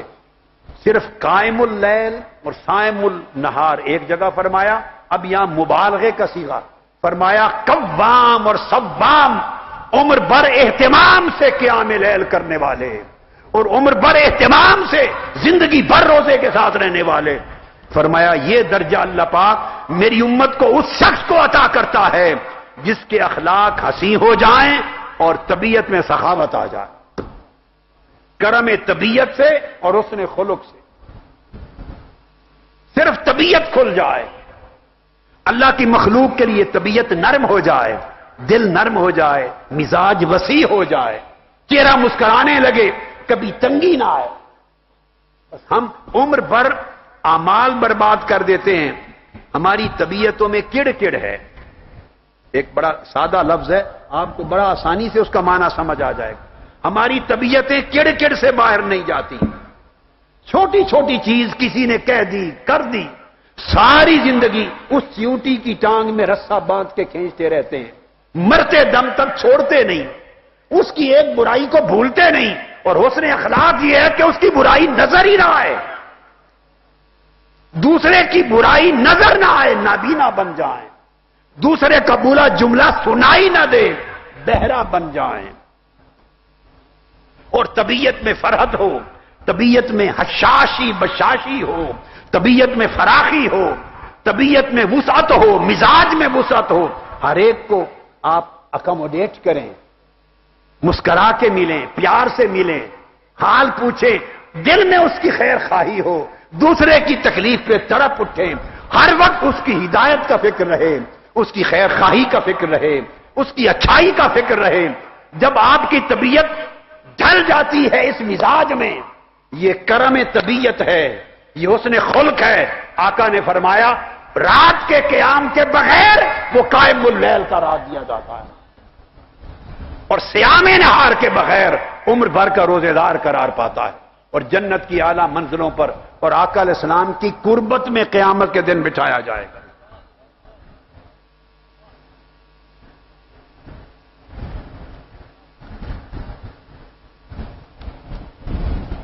میں حدیث جو بیان کی، اب اسی طرح حضرت ابو ہریرہ رضی اللہ تعالیٰ عنہ روایت کرتے ہیں، آپ نے فرمایا کہ آقا علیہ السلام فرماتے ہیں انما بعثت لاتمم صالح الاخلاق، میں اچھے اخلاق کو مکمل کرنے کے لیے مبعوث ہوا ہوں. اور دوسری روایت میں یہ امام احمد بن حنبل نے مسند میں اور حاکم نے، اور دوسری روایت میں آقا علیہ السلام نے فرمایا، امام مالک نے روایت کی اور بہقی نے، انما بعثت لاتمم مکارم الاخلاق، میں مکارم اخلاق، اخلاقی اقدار کو کمال تک پہنچانے کے لیے مبعوث ہوا ہوں. لوگوں، اس لیے آیا ہوں کہ میں تمہارے اخلاق سنوار دوں، اس لیے آیا ہوں کہ تمہارے برتاؤ سنوار دوں. آقا علیہ السلام نے دوہرا کام کیا، ایک طرف بندے کا برتاؤ مولا کے ساتھ سنوار دیا، ایک طرف بندے کا برتاؤ اس رب کی مخلوق کے ساتھ سنوار دیا. یہ سمجھا دیا کہ رب سے ادب کیسے کرنا ہے اور رب کی مخلوق سے برتاؤ میں ادب کیسے کرنا ہے، رب کا حق کیسے ادا کرنا ہے اور رب کے مخلوق کا حق کیسے ادا کرنا ہے. ادھر سے رب بولا، رب نے کہا بندو میری بات بھی سن لو، حج بھی کرنے پہ جاؤ، عمر بھر جو میرے گناہ کیے ہوں گے، میری عبادت چھوٹی ہوگی، میرے حق چھوڑے ہوں گے، جب عرفات سے پلٹو گے سارے معاف کر دوں گا، مگر میرے بندوں کی حق تلفی کی ہوگی، حج کر کے آؤ گے تب بھی معاف نہیں کروں گا جب تک بندے معاف نہیں کریں گے. یہ ہے حقوق العباد کا عالم، یہ درجہ ہے حسن اخلاق کا. حقوق اللہ کی کوتاہی رب فرماتا ہے میرا معاملہ ہے. جب اتنی مشقت کر کے کوئی میرا بندہ پلٹتا ہے تو عرفات سے پلٹتے میں معاف کر دیتا ہوں. چلو پچھلا معاف کر دیا، آئندہ خیال رکھنا. لیکن حقوق العباد میں اگر بندوں کے ساتھ زیادتی ہو، خواہ ادھر سے خواہ ادھر سے، وہ اللہ پاک بھی معاف نہیں کرتا، وہ کعبۃ اللہ کا صحن بھی معافی نہیں دلاتا اور عرفات کا جبل نور بھی معافی نہیں دلاتا جب تک بندہ معاف نہ کرے. آپ اندازہ کر لیں کتنا بھاری ہے حسن اخلاق کا معاملہ، کتنا عظیم ہے. آقا علیہ السلام نے فرمایا پھر حدیث پاک میں،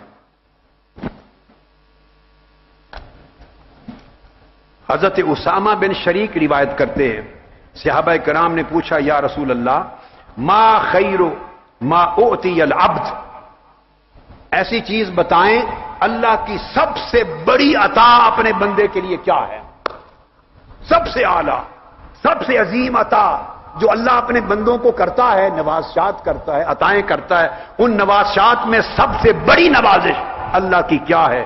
آقا نے فرمایا خلق الحسن. اگر اللہ کسی کو اخلاق حسنہ دے دے تو سمجھو اللہ نے سب سے بڑی عطا کر دی اس بندے پر.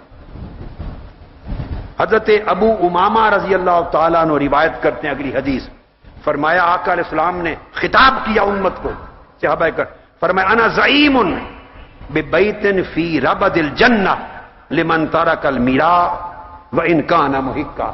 فرمایا میں اس شخص کو جنت کے ابتدائی حصے میں ایک گھر کی ضمانت دیتا ہوں، ایک گھر کی الاٹمنٹ کرتا ہوں، ایک گھر کی الاٹمنٹ کرتا ہوں جنت میں، جنت کے ابتدائی حصے میں، چھوٹے نچلے حصے میں، اس شخص کو جو حق پر بھی ہو مگر جھگڑا چھوڑ دے، جو ہو تو حق پر مگر جھگڑا چھوڑ دے، اسے میں ایک گھر الاٹ کرتا ہوں جنت کی نچلی منزل پر ابتدائی حصے میں. پھر میرے آقا نے فرمایا وَبِبَيْتٍ فِي وَسَطِ الْجَنَّةِ لِمَنْ تَرَكَ الْكَذِبَ وَإِنْ كَانَ مَازِحًا. پھر فرمایا اب اس شخص کو جنت کے درمیانی منزل پر، درمیان میں وسط جنت میں ایک گھر الاٹ کرتا ہوں، ضمانت دیتا ہوں، جو زندگی میں جھوٹ بولنا چھوڑ دے، خواہ مذاق ہی کر رہا ہو، مزاحن بھی جھوٹ نہ بولے، اس کی زبان اتنی سچائی والی ہو جائے، اس کو جنت کے وسط میں ایک گھر الاٹ کرتا ہوں، ضمانت دیتا ہوں. پھر میرے آقا نے فرمایا وَبِبَيْتٍ فِي أَعْلَى الْجَنَّةِ لِمَنْ حَسَنَ خُلُقَهُ، اور فرمایا اس شخص کو جنت کی سب سے آخری اور اونچی اور اعلیٰ منزل پر، جہاں اعلیٰ منزل وہ ہے جہاں انبیاء اور اولیاء ہوں گے، سب سے اعلیٰ منزل پر اس شخص کو گھر الاٹ کرتا ہوں جو اپنے اخلاق خوبصورت بنا لے، اخلاق حسنہ اپنا لے. اپنے اخلاق حسنہ اپنا لے، اس کو جنت کی سب سے اعلیٰ منزل پر آقا علیہ السلام نے فرمایا گھر الاٹ کرتا ہوں. اب آپ دیکھ لیجئے یہ حدیث جو آپ کو بتائی یہ امام ابو داؤد نے روایت کی، امام طبرانی نے، امام بہقی نے، تمام ائمہ نے جس کو روایت کی. اور حضرت ابو ہریرہ رضی اللہ تعالیٰ عنہ روایت کرتے ہیں کہ ان رسول اللہ صلی اللہ علیہ وسلم قال، آقا علیہ السلام نے فرمایا کہ اللہ پاک نے حضرت ابراہیم علیہ السلام کی طرف وحی بھیجی. حضرت ابراہیم کی طرف فرمایا یا خلیلی، اے میرے دوست، حسن خلقک، اپنے اخلاق اچھے کر لے، ولو مع الکفار، خواہ برتاؤ کافروں کے ساتھ ہی کیوں نہ ہو، اگر کافروں کے ساتھ بھی برتاؤ تب بھی اخلاق حسنہ سے کر. تدخل مدخل الابرار، جنت میں جو مساکن ابرار ہیں وہاں داخل ہو جائے گا صرف حسن خلق کے ساتھ. اور فرمایا میں نے یہ وعدہ کر دیا ہے، تقدیر میں لکھ دیا ہے، جو شخص اپنے اخلاق اچھے کر لے، ان اذلہ تحت عرشی، اپنے عرش کے نیچے اس کو سایہ دوں گا، واسقیہ من حظیرت قدسی، اور اپنی جنت کے خاص چشموں سے اسے پانی بھر بھر کے پلاؤں گا، سیراب کروں گا، وان ادنیہ من جواری، اور اچھے اخلاق رکھنے والے کو بلا کر اللہ نے فرمایا اپنے پڑوس میں رہائش دوں گا، اللہ نے اپنی قربت میں رہائش دوں گا، جنت کے چشموں سے میں بھر بھر کے اسے سیراب کروں گا، اپنی قربت میں اس کو جگہ عطا کروں گا، اور قیامت کے دن اپنے عرش کا سایہ عطا کروں گا. آقا علیہ الصلوۃ والسلام نے فرمایا، انس بن مالک رضی اللہ تعالیٰ عنہ روایت کرتے ہیں، پوچھا گیا آقا اخلاق حسنہ کا درجہ کیا ہے؟ فرمایا اہل جنت کی خصلتوں میں سے ہے، اخلاق حسنہ اہل جنت کے اعمال میں سے، اس کو اپنا لو، اہل جنت کے اعمال میں سے ہے، اس کو اپنا لو. اور آقا علیہ الصلوۃ والسلام نے پھر یہ بھی ارشاد فرمایا، حدیث پاک میں ہے، ابو سعید خدری رضی اللہ تعالیٰ عنہ روایت کرتے ہیں، آخری 2-3 حدیثیں ہیں، اس مضمون کا کلائمیکس ہے، اس کو سمجھ لیں. میری مائیں بہنیں بیٹیاں بھی، میرے بزرگ بھائی بہن بیٹے بھی، آقا علیہ السلام نے فرمایا، ابو سعید خدری راوی ہیں حدیث کی، آقا نے فرمایا ان ابدال امتی لم يدخل الجنہ باعمال، میری امت کے اولیاء اور ابدال، جن کو ابدال کا درجہ حاصل ہے، آقا علیہ السلام نے فرمایا میری امت کے ابدال جنت میں جن منزلوں اور درجوں پر ٹھہرائے جائیں گے، فرمایا وہ انہیں ان کے اعمال اور عبادات کی وجہ سے نہیں ملیں گے. ابدالوں کو بھی جنت کی اعلیٰ منزلیں ان کے اعمال اور عبادات کی وجہ سے نہیں ملے ہوں گے، ولیکن دخلوها برحمت اللہ وسخاوت الانفس وسلامت الصدور، فرمایا اللہ کی رحمت سے داخل ہوں گے اور سبب ان کے نفسوں کا، دلوں کا سخی ہونا اور سینوں کا ہر قسم کے بغض، غیظ، غضب اور کینے سے پاک ہونا. ان کے خوبصورت اخلاق ان کو ابدالوں کو اور ولیوں کو بھی جنت کے اعلیٰ ترین مقام پر لے کر جائیں گے. اب یہی حدیث جو ابو سعید خدری رضی اللہ تعالیٰ عنہ کی میں نے بیان کی، اس کو امام بہقی نے بھی روایت کیا، اور اس میں الفاظ یہ ہیں، آقا علیہ السلام نے فرمایا انما دخلوها، اولیاء میری امت کے ابدال جنت کے اعلیٰ منزلوں پر جائیں گے، برحمت اللہ وسخاوت الانفس وسلامت الصدور ورحمت لجمیع المسلمین، جنت کی اعلیٰ منزلوں پر جائیں گے ابدال اللہ کی رحمت سے، دلوں کی سخاوت سے، سینوں کے غیظ، بغض، عداوت اور کینہ ان سے پاک ہونے سے، اور ہر ایک مسلمان اپنا ہو یا پرایا، دوست ہو یا دشمن، اس کا خیر خواہ بن جانے کی وجہ سے. فرمایا ولایت اس چیز کا نام ہے کہ جو اللہ کا دوست اور ولی ہوتا ہے وہ ہر اپنے پرائے کا خیر خواہ بن جاتا ہے، نہ اس کے دل میں کسی کے لیے بغض رہتا ہے، نہ عداوت رہتی ہے، نہ کینہ رہتا ہے، نہ کوئی میل کچیل رہتی ہے، نہ دل تنگ ہوتا ہے، وہ من کا بھی سخی ہوتا ہے، وہ ہاتھ کا بھی سخی ہوتا ہے، وہ زبان کا بھی سخی ہوتا ہے، اس کے اندر عطا ہوتی ہے، اس کے اندر سخا ہوتی ہے، اس کے دل میں صفا ہوتی ہے، اور وہ ہر ایک شخص کا خیر خواہ ہوتا ہے، بھلائی چاہتا ہے. ان کے یہ اخلاق انہیں جنت کی اعلیٰ منزلوں پر پہنچائیں گے. اور آخری حدیث جس پر ختم کرنا چاہتا ہوں وہ حضرت انس بن مالک رضی اللہ تعالیٰ عنہ نے روایت کیا. انس بن مالک میں یہی الفاظ، آقا علیہ السلام نے ابدالوں کی بات کی، اپنی امت کے ابدالوں کی بات کی. ایک حدیث امام حسن بصری کی روایت مرسلن، آقا علیہ السلام نے فرمایا ان بدلاء امتی لم يدخلوا الجنہ بکثرت صلاتهم ولا صیامهم ولكن دخلوها بسلامت صدورهم وسخاوت انفسهم.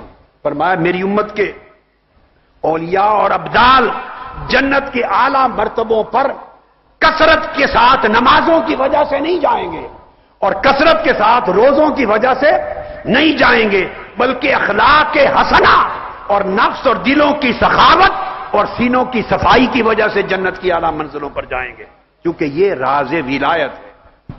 اور آخری حدیث جو میں کہہ رہا تھا اس میں انس بن مالک سے مروی ہے، آقا علیہ السلام نے فرمایا ابدالوں کا ذکر کیا، میری امت میں اولیاء ہوں گے، ان میں ابدال ہوں گے. فرمایا لیسو بالمتماوتین، لیسو بالمتماوتین ولا المتحالکین ولا المتناوشین. میری امت کے ابدال نہ متماوتین ہوں گے، نہ متحالکین ہوں گے، نہ متناوشین ہوں گے. اس کا معنی کیا ہے؟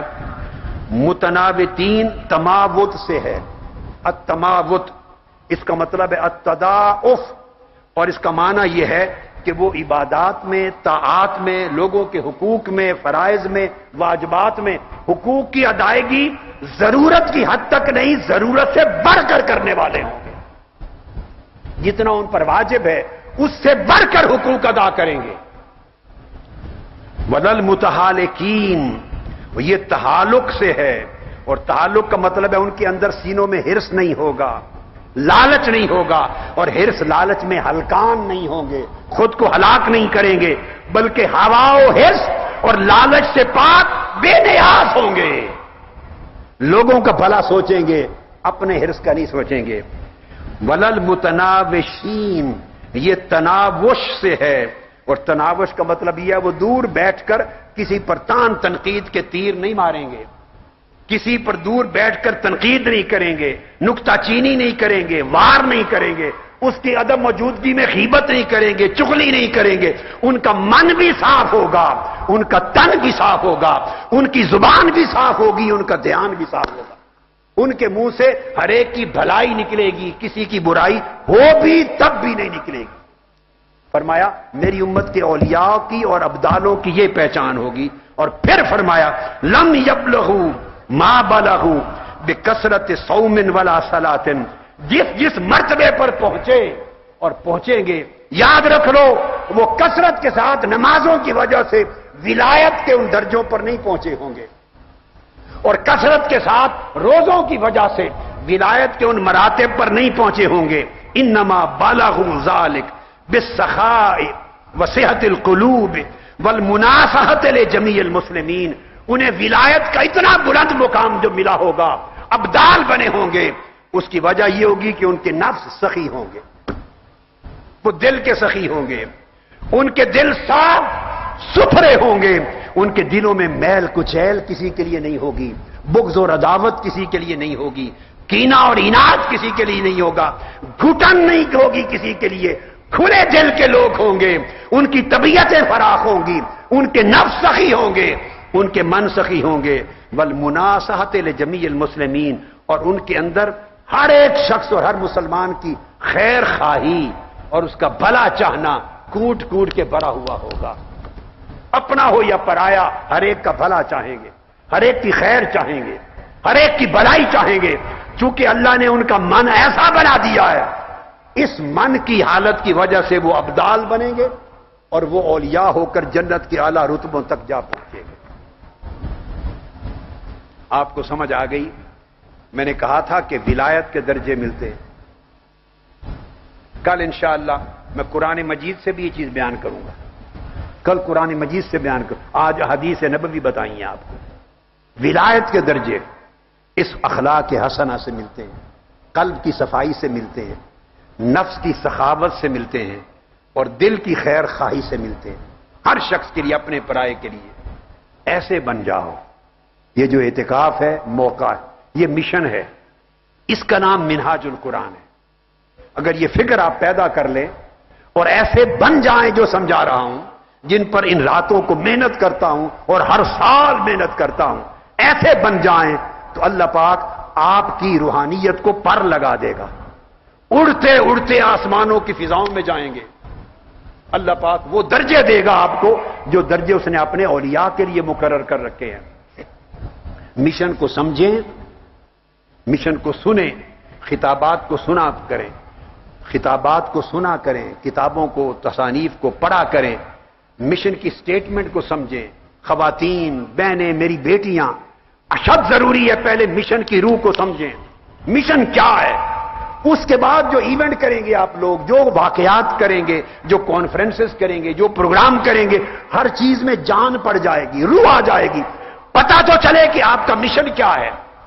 اس مشن پہ چلیں اور اخلاق وہ بنائیں جو میں نے بتائے، تاکہ آپ چلتے پھرتے خوشبودار ہو، آپ کے تن اور من سے خوشبو آئے، اخلاق حسنہ کی، طہارت قلب کی، سخائے نفس کی، سلامت صدر کی خوشبو آئے۔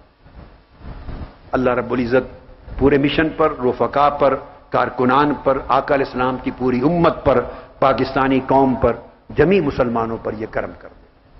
وما علینا الا البلاغ، والسلام علیکم ورحمۃ اللہ وبرکاتہ۔ شیخ عباس ہیں کراچی کے، ہمارے رفاقت نمبر 12 ہے، قدیم ساتھی، جگر کے کینسر میں مبتلا ہیں، اللہ پاک انہیں شفائے کاملہ اور صحت عاجلہ دے، تندرستی اور سلامتی عطا کرے۔ آج رات کی محفل قرات کا اہتمام منہاج القرآن یوتھ لیگ نے کیا تھا، مرکزی صدر مظہر علوی اور اس کے باقی پوری ٹیم کو مبارکباد ہے، اور مظہر علوی کی ممانی کا انتقال ہو گیا ہے، اللہ تعالیٰ ان کی بخشش و مغفرت فرمائے اور درجات بلند کرے، حضور السلام کی شفاعت عطا فرمائے۔ عائشہ شبیر ہماری